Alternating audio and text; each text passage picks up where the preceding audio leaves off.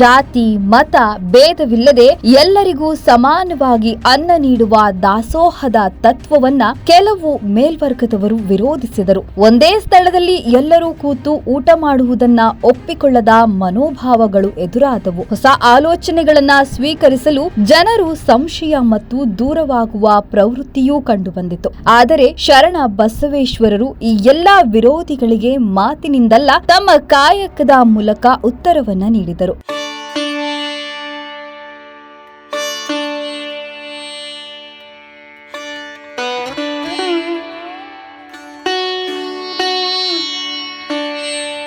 ಶರಣರ ನಾಡು, ಸೂಫಿ ಸಂತರ ಬೀಡು, ಕಲ್ಯಾಣ ಕರ್ನಾಟಕದ ಹೆಬ್ಬಾಗಿಲು ಎಂದೇ ಪ್ರಸಿದ್ಧಿಯಾಗಿರುವ ಕಲಬುರಗಿ ಧಾರ್ಮಿಕ ಸೌಹಾರ್ದತೆಗೆ ಹೆಸರಾದ ಊರು. ಈ ಊರಿನಲ್ಲಿ ಹೆಚ್ಚಿನ ಪ್ರಮಾಣದಲ್ಲಿ ಸೂಫಿ ಸಂತರ ದರ್ಗಾಗಳು, ಬಸವಾದಿ ಶರಣರ ನೆಲೆಗಳು, ದೇವಾಲಯಗಳು, ಮಸೀದಿಗಳು ಕಂಡುಬರುತ್ತವೆ. ಅವುಗಳಲ್ಲಿ ಪ್ರಮುಖವಾದದ್ದು ಶ್ರೀ ಶರಣ ಬಸವೇಶ್ವರ ದೇವಸ್ಥಾನ.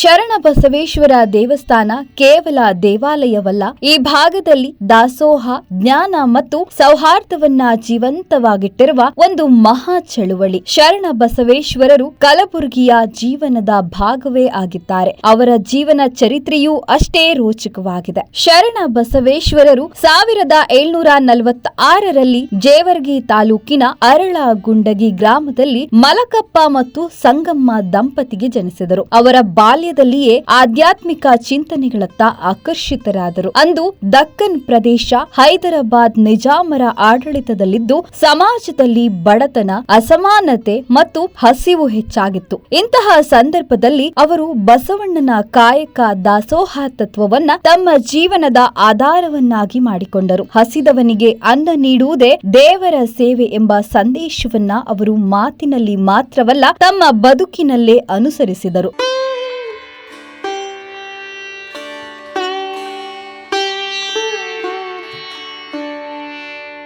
ಆ ಕಾಲದಲ್ಲಿ ಮರುಳ ಸಿದ್ಧ ಶಿವಾಚಾರ್ಯರು ಪ್ರಸಿದ್ಧ ಗುರುಗಳಾಗಿದ್ದು ಅವರ ಬಳಿಗೆ ಜ್ಞಾನಕ್ಕಾಗಿ ಅನೇಕರು ಬರುತ್ತಿದ್ದರು.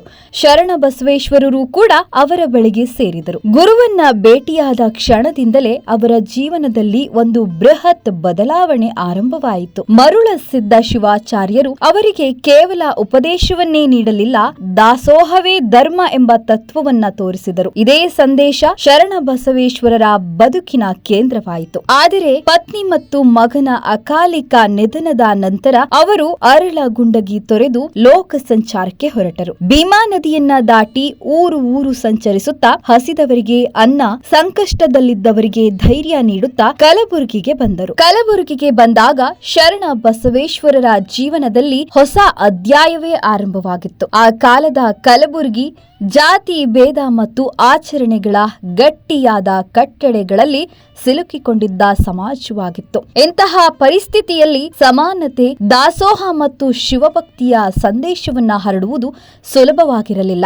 ಆದರೆ ಆತ್ಮ ಸಾಕ್ಷಾತ್ಕಾರದ ದಾರಿಯಲ್ಲಿ ಸಾಗುತ್ತಿದ್ದ ಶರಣ ಬಸವೇಶ್ವರರು ತಮ್ಮ ಕಾಯಕವನ್ನ ನಿಲ್ಲಿಸಲಿಲ್ಲ. ಈ ಸಂದರ್ಭದಲ್ಲಿ ಅವರ ಜೀವನದಲ್ಲಿ ಮಹತ್ವದ ಪಾತ್ರ ವಹಿಸಿದವರು ದೊಡ್ಡಪ್ಪ ಶರಣರು. ದೊಡ್ಡಪ್ಪ ಶರಣರು ಅವರನ್ನ ಅಪಾರ ಭಕ್ತಿಯಿಂದ ಸ್ವಾಗತಿಸಿದರು. ಕೇವಲ ಅತಿಥಿಯಾಗಿ ಅಲ್ಲ, ಗುರು ಸ್ವರೂಪವಾಗಿ ಗೌರವಿಸಿದರು. ತಮ್ಮ ವಶದಲ್ಲಿದ್ದ ಜಾಗವನ್ನ ದಾಸೋಹ ಮತ್ತು ಶರಣರ ಸೇವೆಗೆ ಮುಕ್ತವಾಗಿ ನೀಡಿದರು ಎಂದು ಹೇಳಲಾಗುತ್ತದೆ. ಇದೇ ಜಾಗದಲ್ಲಿ ಶರಣ ಬಸವೇಶ್ವರರು ತಮ್ಮ ಕಾರ್ಯಗಳನ್ನ ಪ್ರಾರಂಭಿಸಿದರು. ಅಲ್ಲಿಂದಲೇ ಅನ್ನದಾಸೋಹ, ಶಿವಾನುಭವ ಗೋಷ್ಠಿಗಳು ಮತ್ತು ಲಿಂಗ ದೀಕ್ಷೆಯಂತಹ ಕಾರ್ಯಗಳು ಆರಂಭವಾದವು.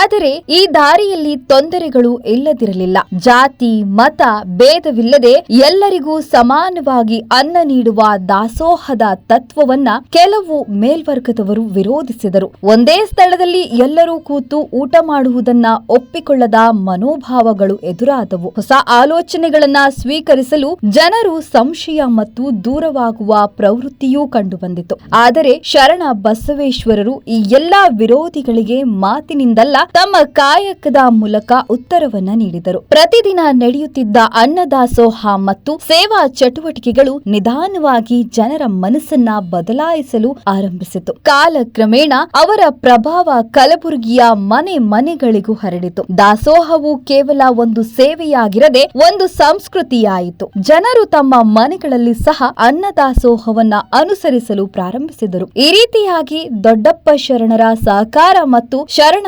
ಬಸವೇಶ್ವರರ ಅಚಲ ಸಂಕಲ್ಪ ಒಂದಾಗಿ ಕಲಬುರಗಿಯನ್ನ ದಾಸೋಹ ಮತ್ತು ಮಾನವೀಯತೆಯ ಕೇಂದ್ರವಾಗಿ ರೂಪಿಸಿತು.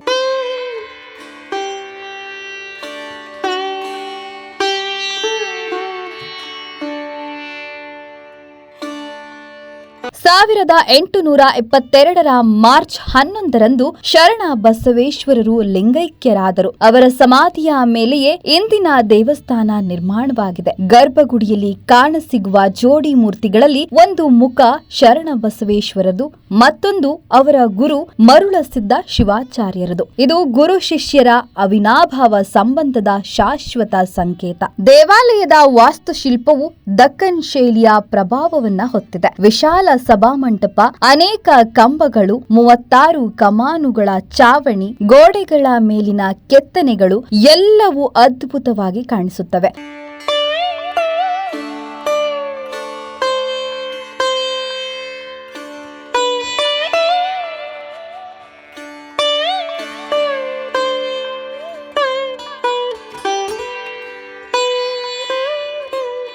ಆದರೆ ಈ ಕ್ಷೇತ್ರದ ನಿಜವಾದ ವೈಭವ ಅದರ ದಾಸೋಹ ಪರಂಪರೆಯಲ್ಲಿದೆ. ಎಂದಿಗೂ ಇಲ್ಲಿ ಬರುವ ಪ್ರತಿಯೊಬ್ಬ ಭಕ್ತನಿಗೂ ಉಚಿತ ಅನ್ನದ ವ್ಯವಸ್ಥೆ ಇದೆ. ದೇವಸ್ಥಾನದ ಸಂಕೀರ್ಣದಲ್ಲೇ ಶತಮಾನಗಳ ಇತಿಹಾಸ ಹೊಂದಿರುವ ದಾಸೋಹ ಮಹಾಮನೆಯಿದ್ದು ಈ ಪರಂಪರೆ ನಿರಂತರವಾಗಿ ಮುಂದುವರಿಯುತ್ತಿದೆ. ಈ ಕ್ಷೇತ್ರದ ಇನ್ನೊಂದು ವಿಶಿಷ್ಟತೆ ಅಂದ್ರೆ ಸೌಹಾರ್ದತೆ. ಕಲಬುರಗಿಯ ಪ್ರಸಿದ್ಧ ಕಾಜಾ ಬಂದೆ ನವಾಜ್ ದರ್ಗಾ ಜೊತೆ ದೇವಸ್ಥಾನವು ಶತಮಾನಗಳ ಬಾಂಧವ್ಯ ಹೊಂದಿದೆ. ಬಂದೇ ನವಾಜರ ಉರುಸು ಶುರುವಾಗುವ ಮುನ್ನ ತೇದಿರುವ ಗಂಧವು ಶರಣ ಬಸವೇಶ್ವರರ ಗುಡಿಯಿಂದಲೇ ಬರಬೇಕು. ಹಾಗೆ ಶರಣ ಬಸವೇಶ್ವರರ ಜಾತ್ರೆ ಆರಂಭ ಆಗುವ ಮುನ್ನ ದೀವಟಿಕೆಗಳು ಬಂದೇ ನವಾಜರ ದರ್ಗಾದಿಂದಲೇ ಬರಬೇಕು. ಪ್ರತಿ ವರ್ಷ ಹೋಳಿ ಹಬ್ಬದ ನಂತರ ನಡೆಯುವ ಜಾತ್ರೆ ಸುಮಾರು 15 ದಿನಗಳ ಕಾಲ ನಡೆಯುತ್ತದೆ. ಮೊದಲು ದಿನ ಅಡ್ಡಪಲ್ಲಕ್ಕಿ ಉತ್ಸವ ನಡೆಯುತ್ತದೆ. ಈ ವೇಳೆ ಗುರು ಶಿಷ್ಯರ ಜೋಡಿ ಮೂರ್ತಿಗಳನ್ನ ಅಡ್ಡಪಲ್ಲಕ್ಕಿಯಲ್ಲಿ ಮೆರವಣಿಗೆ ಮಾಡಲಾಗುತ್ತದೆ. ಎರಡನೇ ದಿನ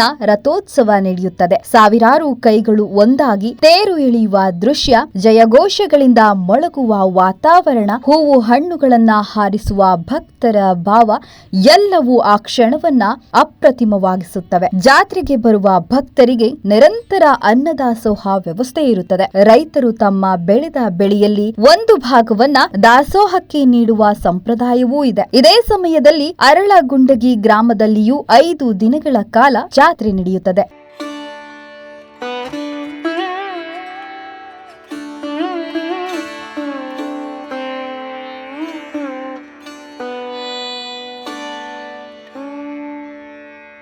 ಈ ದೇವಸ್ಥಾನವು ಕೇವಲ ಧಾರ್ಮಿಕ ಕೇಂದ್ರವಲ್ಲ, ಅದು ಆರ್ಥಿಕ ಮತ್ತು ಸಾಮಾಜಿಕ ಚಟುವಟಿಕೆಗಳ ಕೇಂದ್ರವೂ ಆಗಿದೆ. ಅಪ್ಪನ ಕೆರೆ ಸುಮಾರು 102 ಎಕರೆ ವ್ಯಾಪ್ತಿಯಲ್ಲಿದ್ದು ಇತ್ತೀಚೆಗೆ ಉದ್ಯಾನ ಮತ್ತು ಪ್ರವಾಸಿ ತಾಣವಾಗಿ ಅಭಿವೃದ್ಧಿಪಡಿಸಲಾಗಿದೆ. ದೇವಸ್ಥಾನದ ಸಮೀಪದಲ್ಲಿರುವ ಈ ಸ್ಥಳವು ಭಕ್ತರಿಗೆ ವಿಶ್ರಾಂತಿಯ ತಾಣವಾಗಿದೆ. 1927ರಲ್ಲಿ ಮಹಾತ್ಮ ಗಾಂಧಿ ಇಲ್ಲಿಗೆ ಭೇಟಿ ನೀಡಿರುವುದು ಈ ಕ್ಷೇತ್ರದ ಮಹತ್ವವನ್ನ ಮತ್ತಷ್ಟು ಹೆಚ್ಚಿಸಿದೆ.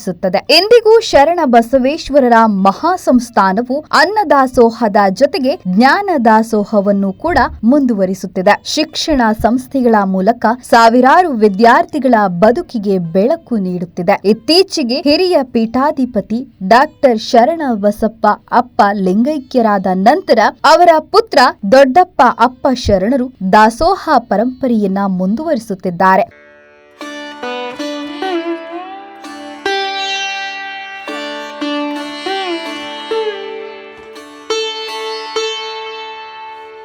ಕಲಬುರಗಿಯ ಬಸ್ ನಿಲ್ದಾಣ ಹಾಗೂ ರೈಲು ನಿಲ್ದಾಣದ ಸಮೀಪದಲ್ಲೇ ಈ ದೇವಾಲಯ ಇದ್ದು ಅಲ್ಲಿಗೆ ತಲುಪಲು ಸಾಕಷ್ಟು ಆಟೋ ಬಸ್ ಸೌಲಭ್ಯವೂ ಇದೆ. ನೀವು ಕಲಬುರಗಿಗೆ ಭೇಟಿ ನೀಡಿದರೆ ಈ ಪುಣ್ಯಕ್ಷೇತ್ರಕ್ಕೆ ಭೇಟಿ ನೀಡೋದನ್ನ ಮಾತ್ರ ಮರಿಬೇಡಿ. ಈ ವಿಡಿಯೋ ಇಷ್ಟವಾಗಿದ್ದಲ್ಲಿ ನಿಮ್ಮ ಸ್ನೇಹಿತರೊಂದಿಗೆ ಮರೆಯದೆ ಶೇರ್ ಮಾಡಿ.